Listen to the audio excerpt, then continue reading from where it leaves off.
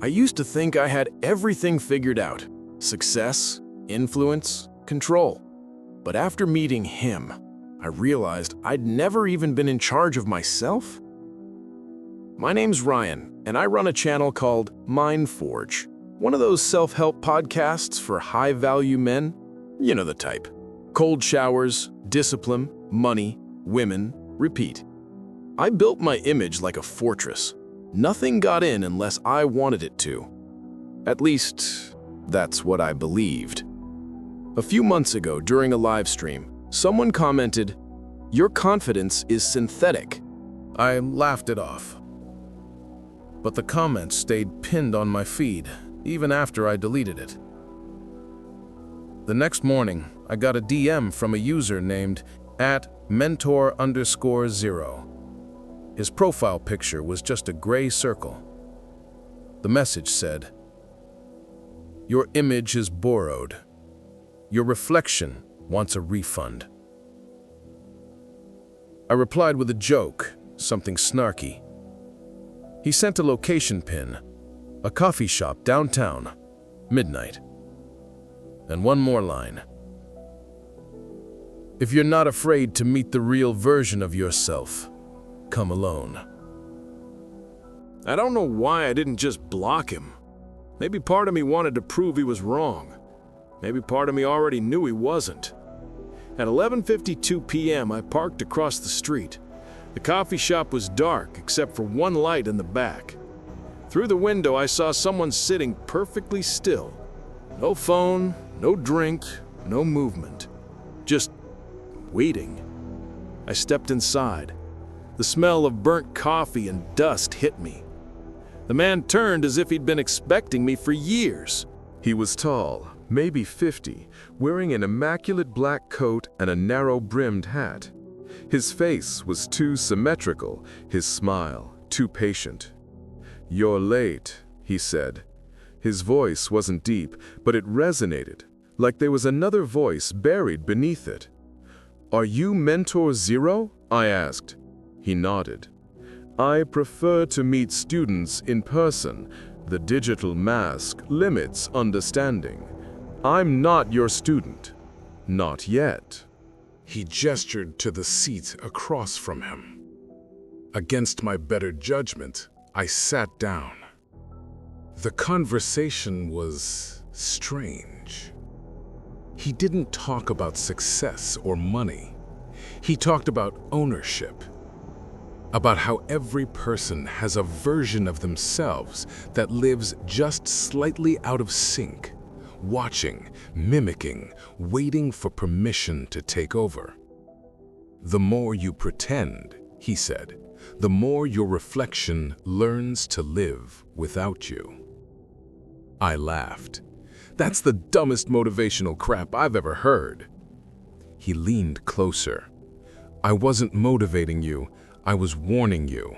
Then he stood up and left, coat brushing the chair like a whisper. When I looked outside, he was already gone. The cup of coffee in front of him was still steaming. When I got home, I felt wired. My phone buzzed, a new message from @MentorZero. Lesson 1, stop checking mirrors at night. I scoffed, tossed the phone aside, and went to the bathroom. Of course I looked. The mirror fogged slightly from my breath, and for a split second, I swear my reflection blinked late. Barely noticeable, but off. I stood there for maybe a full minute, staring, trying to catch it again. When I turned off the light, I thought I saw him, that man, standing behind my reflection, smiling. The next day, I couldn't focus. Every reflection, store windows, car glass, even my phone camera felt misaligned, like the person looking back wasn't me. He was calmer, colder, and somehow waiting. During a live stream that night, someone typed in the chat, "Stop pretending, he's behind you." The camera glitched. Static rippled across the screen, and for one frame, there were two of me. I ended the stream immediately. When I replayed the footage, That extra frame was gone. 2 nights later, I woke up to tapping, soft, rhythmic, coming from my mirror. 3 taps, pause, then a whisper. Ready for lesson 2? I froze. I didn't answer, but the voice continued anyway. You've built a mask so strong that it's hollow inside. Let me help you fill it. I grabbed my phone and started recording, but when I played it back, the whisper had changed. Now it said my full name, my real name, the one I hadn't used online. Ryan Ellis, step closer. I covered the mirror with a towel. Didn't help. The next morning, there were fingerprints on the glass from the inside. My reflection was smiling again. I called my friend Marcus, a guy who edits my videos, told him everything. He laughed. Man, you're getting trolled by your own ego. Go outside, touch grass. So I did. I drove across town to clear my head, stopped at a red light, and saw him again, standing on the sidewalk, wearing that same black coat and hat. But this time, there was no shadow beneath him, just the shimmer of heat, like air bending around a flame. He mouthed something as I drove past. I couldn't hear it, but I knew what he said. Lesson 3. That night, I decided to confront him. I opened a live stream, told my viewers I was going to expose this guy who'd been stalking me. I stood in front of my bathroom mirror, live, 500,000 people watching. See, I said, there's nothing here, just reflection and light. Then someone in chat typed, "Turn around." I laughed nervously. Real funny. Another comment appeared. "He's closer now." Then another. "He's not in the mirror anymore." My stomach dropped, because the room behind me looked darker than before, deeper, as if the mirror led somewhere else entirely. And in that blackness, 2 faint glowing eyes opened. The stream cut out. When I woke up, it was morning. My camera was still recording. The comments were insane. People swearing they saw something step through the mirror before the feed died. Others said they heard whispering even after I'd gone silent. I checked the file. The footage showed me standing there, motionless, for 30 minutes after the stream ended. Then I smiled, slowly, and whispered, "Lesson complete." Except my lips weren't moving in sync. They were half a second late. I tried smashing the mirror, but no matter how many times I broke it, there was always another one in the apartment. Screens, phones, windows.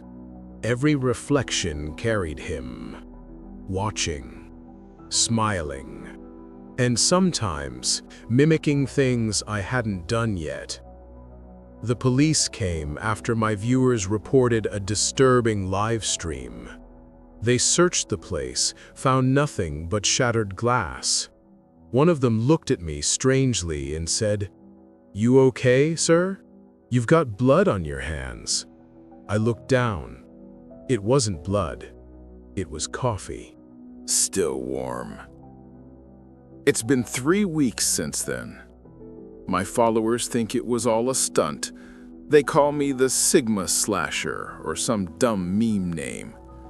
I barely sleep. Every night I hear him pacing somewhere behind the walls, teaching, repeating his lessons. Last night, I found a message written backward on the mirror, "Your turn to mentor." I wiped it off, but the letters stayed burned into the glass, faint, glowing red, like veins under skin. And when I turned away, my reflection didn't. He stayed still, smiling, and in that voice that wasn't mine, he whispered, "Now they'll learn from you." I looked down at my phone. The camera light was on. The stream had started automatically, millions watching, waiting. And I heard his voice, Not from behind me, not from the mirror, but from inside my throat. Lesson 1, he said through my lips. Never fake confidence in front of a god. They say confidence is power, but power doesn't ask for permission. It just takes what's left. And somewhere, in every reflection, he's still teaching, still looking for the next student who believes he's untouchable.